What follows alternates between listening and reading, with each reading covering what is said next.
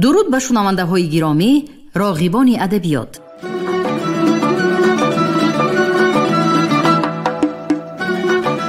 با توجه شما عزیزان، کتاب قهرمان تاجیکستان استاد صدرالدین عینی نمونه ادبیات تاجیک در قرائت کارمند شایسته تاجیکستان علیزاده عبدالرشید خوجانقول. گفتار 39.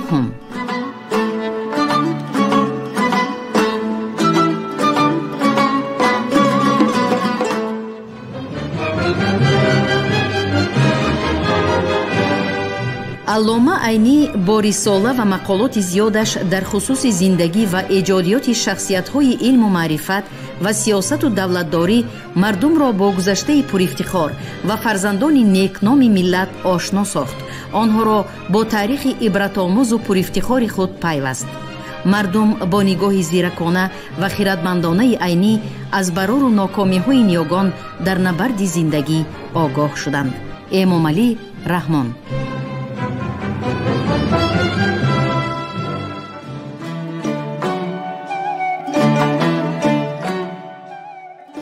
گفتارها در وصف علامه صدرالدین عینی.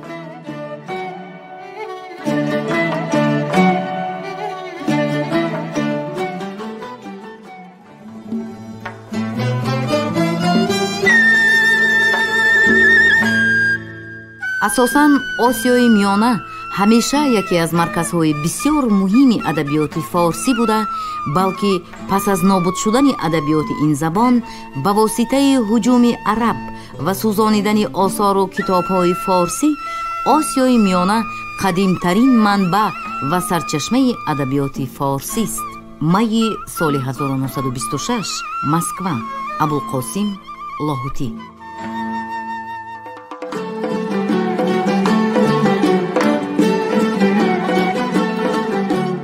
عینی маданияти бою ҳазорсолаи халқи тоҷикро ки ин мардуми озодидӯст, онро ҳамчун хазинаи адонашаванда асрҳо боз ҳифз карда омадааст, аз бар карда буд.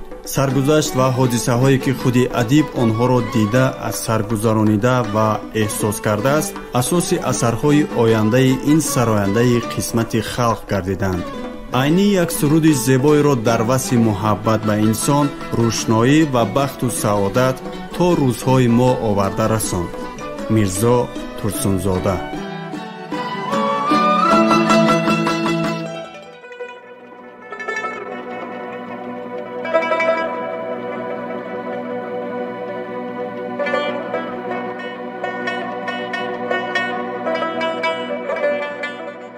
احمد جان مخدوم حمدی بخارایی. تولد در سال 1292 هجری. الان در قید حیات است.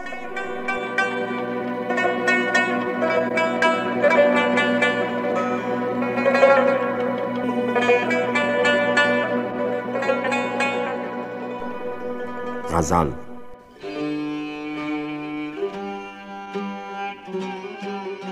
ای مهر لقای ماه پیکر، ای سروی سهی قدی سمنبر، ای غیرت مهوشان فرخار، ای رشک پری و شان قشقر.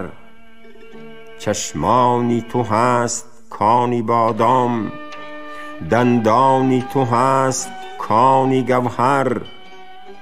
گوهر باشد ولی درخشان، بادام بود ولی مقشر. صاف است تنت ز آبی مسجا، سخت است دلت ز کوه فلغر.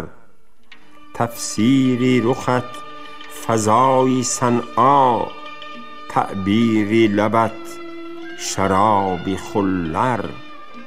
همشیره ماهی آسمانی، یا مهری فلک تو راست خواهر. رویت به مریضی عشق دختر، مویت به عروس مشکی دختر. هم لشکری ناز را تو سردار، هم اسکری حسن را افید سر. رمز ز لبی تو یک وگان قند، حرفی ز تو یک سرای شکر. چشمانی تو اسکلادی وینا، زلفانی تو فبریکانی انبر. 70 کرت برت گرو برد، از داکی 64 لنبر. با قامتی توست سرو کم قد، از موی میانی توست کم بر. ابرو به هلال نوری چشمی، چشمی به غزالی چین برادر. حمدی دل و جان خود سلو کن، با یاری به جان و دل برابر.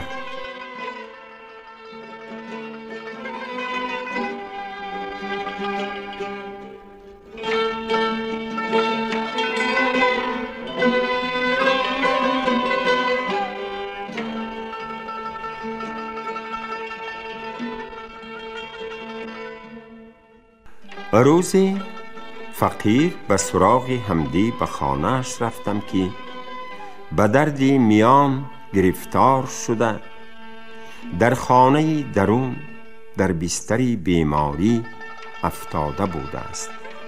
چون به ملاقاتم برآمده نتوانیست، این قطعه را مشعر بر چگونگی حالش بدیهتاً انشاد کرده فرستاد.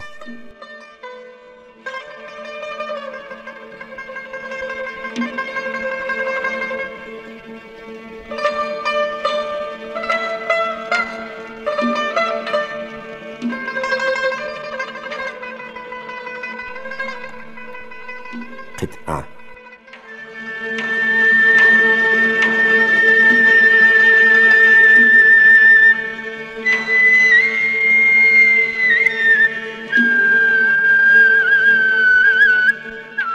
نیست درمانم و درمانم و درمانم از این، دردی یک بارکی ما را به میان افتاده است.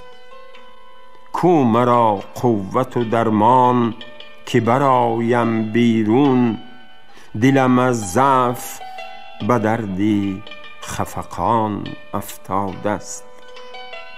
چیست درمان که کند چاره دردم امروز، از چنین درد که یک باره به جان افتاده است.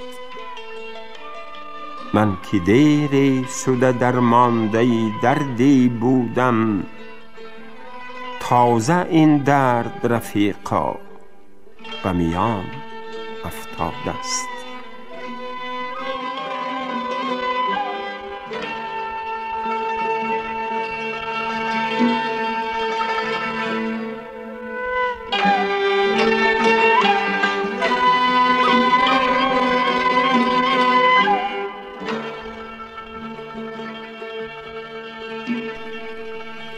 احمد جان مخدومی حمدی از کهنسالان انقلابچیان بخارا و از جمله رهبران ایشان است.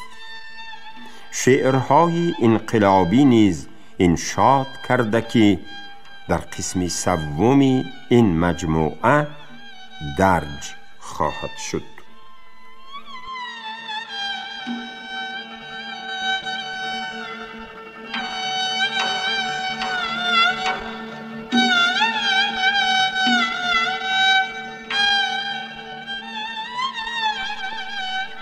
بابی خواب.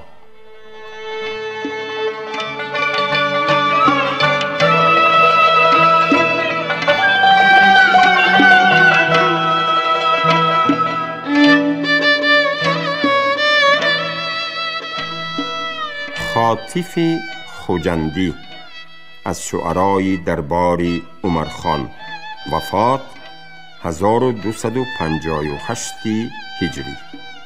از ردایف الاشعار.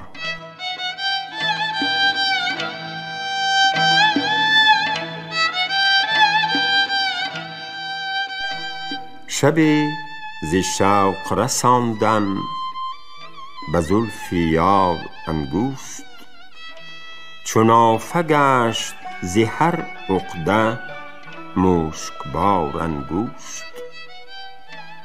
ز نقش عبرتی وارفتگان چو لوح مزار، نشسته گردی فنا بر سرم چهار انگوشت. به طبع راست حسابی زمانه را خلل است، که سرفراز نماند دمی شمار انگوشت. ظهور نفع ز اسباب سفلگان مطلب، که همچو دست نیاید ز پا به کار انگوشت. ز دستی زاهدی خودبین گشادی کار مجوی، بود ز سبحه به صد عقده اش دچار انگوشت. ز بحر جوشی اشکم به یاد قامت او، به باغ می گزد از سرو جویبار انگوشت. چو شانه در خم زلفت به صد زبان فسون، رساند خاطف ما بر دهان مار انگوشت.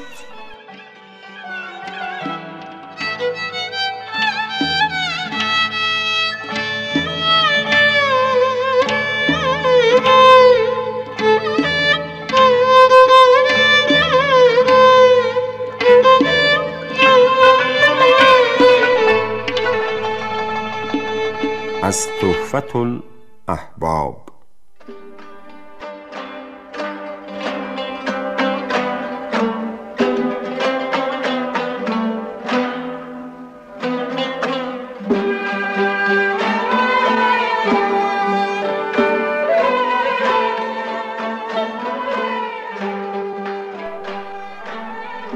گشته تا از مشرق حسنت نمایان آفتاب، کین چنین گردیده در عالم گل افشان آفتاب.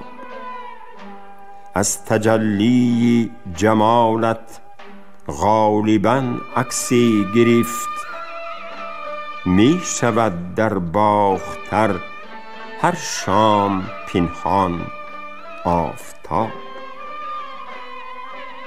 باختر به معنای مشرق است، گاهی به معنای مغرب هم به کار میبرند. روز هجران سیل اشکم عالمی برباد داد، از رخت بین ما به بختی تیره روزان آفتاب.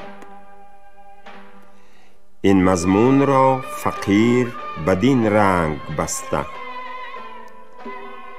تنگم از باران اشکی خود خدا را یک زمان، آفتابی من نمایان کن عذاری خویش را.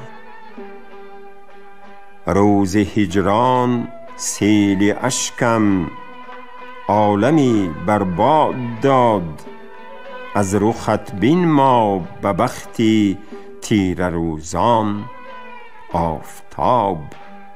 تا به کی از دور لافد با تو اندر دلبری، گو بیا از حجتی دعوا به میدان آفتاب.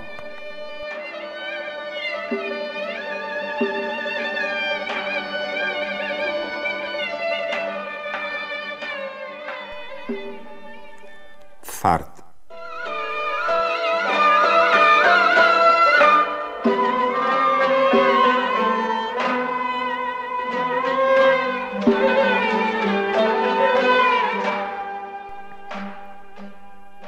خیره چشمی تا بکی، بیرون شو از کویش رقیب.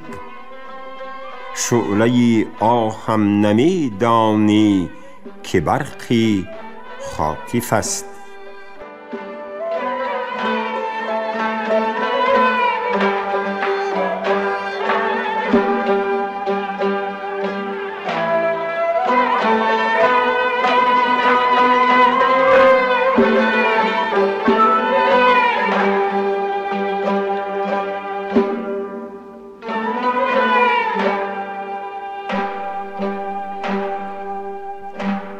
خجلت قاضی رحمتی بخارایی از شعرای عصر 13 از ردایف الاشعار.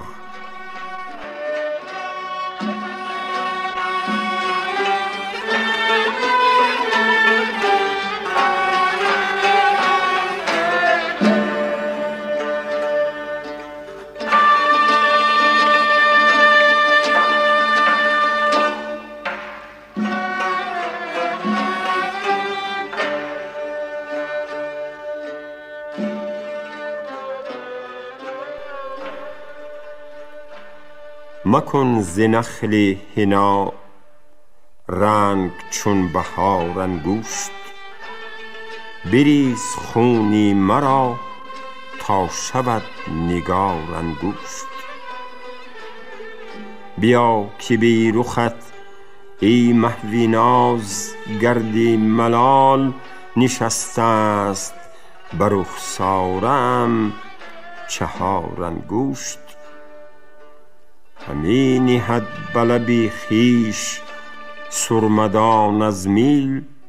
به عرض حیرت آن چشم پرخمار انگشت. گره چو غنچه ز کار دلم نسازد باز. نیارد در همان ناخن بر روی کار انگشت. چنان به عشق علم گشتم که می داند زمانم به کف دستی روزگار انگشت. ز لطف یار چو نرگس در این چمن خجلت همی برد به سوی جام زرنگار انگشت.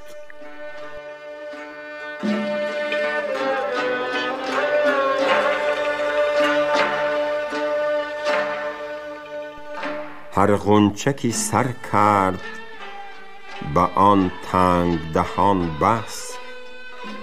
پر کرده به خود باد دهانش به همان بس. سوسن ز پسی سر به در افکند زبان را. تا کرد به آزادی آن سروی روان بس. خجلت نکشی کلفت الزام حریفان. آن به که نیاری ز خموشی به زبان بس.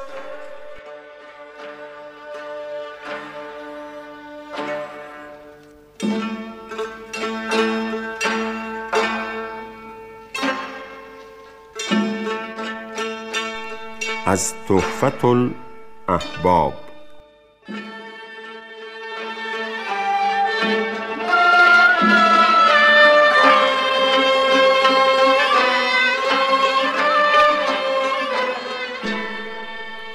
آن که می بیند ز اجناسی زیان فرسود سود.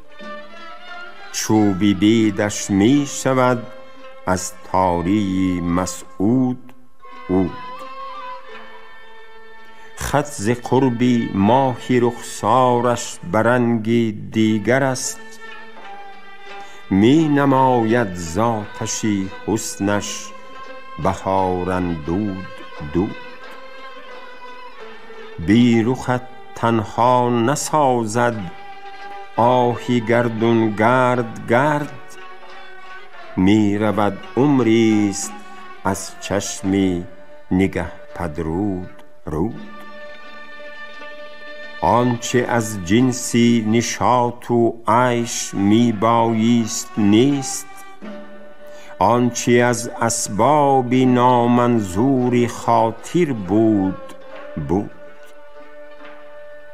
جز علم زبنای عالم چشم آسایش مدار، در بساط این عزیزان کم شود موجود جود. در طریق سجده آن آستان چون نقش پا، جبهه امید خجلت هر قدر فرسود سود.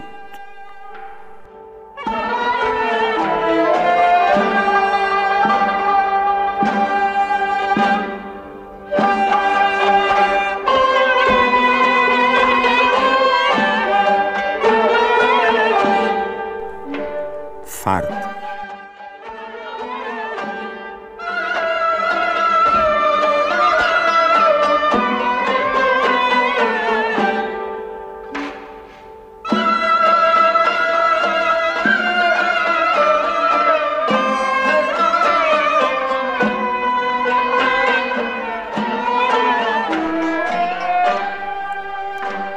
ما سیه بختان سزای این قدر سختی نیم، دانه اشک ما را گردش چشم آسیاست.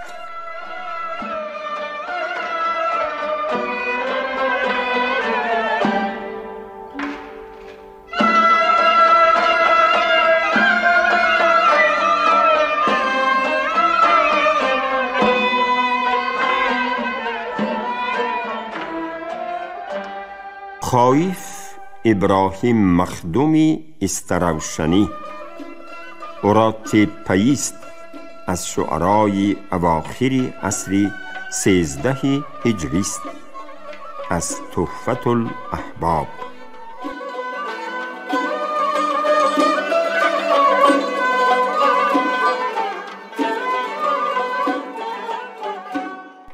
بازم اندر سر هوایی شاهد و پیمان است، آرزوی خدمتی خاک دری میخانه است. حور جنت گرچه جانان گفتم عیبم مکن، مستم از جام محبت این سخن مستانه است. شوری مجنونی دوبالا می شود در نوبهار، لاجرم زان خط مشکین دل ز من دیوانه است. عشق اگر یغمای جان و دل کند منعش مکن، اختیاری جزو و کل با اوست صاحب خانه است. یک سری مو محرمی آن زلف خم در خم نشد، گرچه عمری چاک چاکم دل برنگی شانه است. شیخ شهری گر به طعنی می پرستان لب گشاد، یک دو جامش ده که مسکین از خرد بیگانه است. دیگر از فردوس و حورش چیست مطلب در جهان؟ هر کی را در خانه معشوقی چو جانانه است. خایف از بسیاری عصیان نباید ناامید، شاهدی رحمت به شخصی معصیت همخوانه است.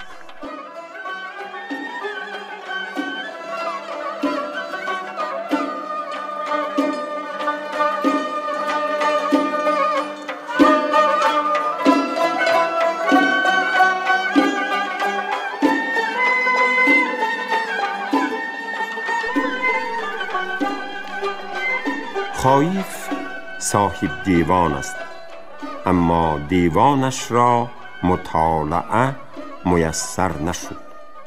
میر نصرالله باتورخان بعد از تخریب اراتیپه خایف را با اهل و عیالش به بخارا کوچانیده.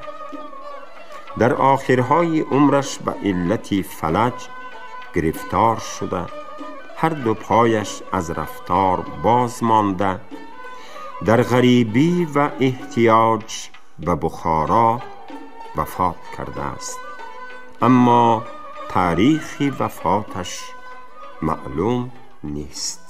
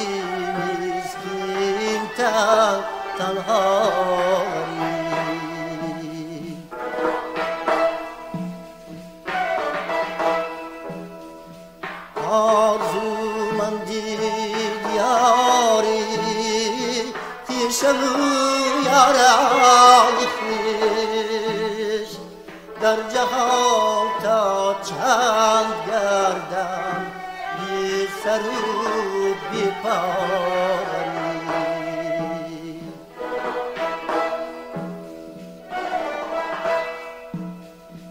در جهان تا چند گردم بی سر و بی پایی.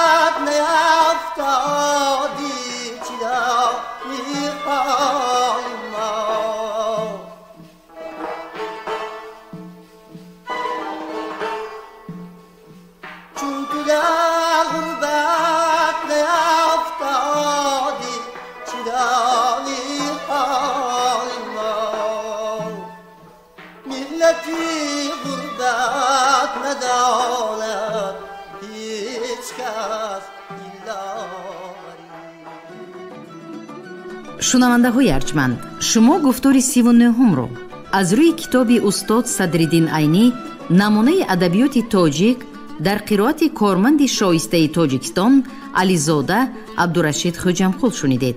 کارگردانی گفتار شیرعلی نغزلی.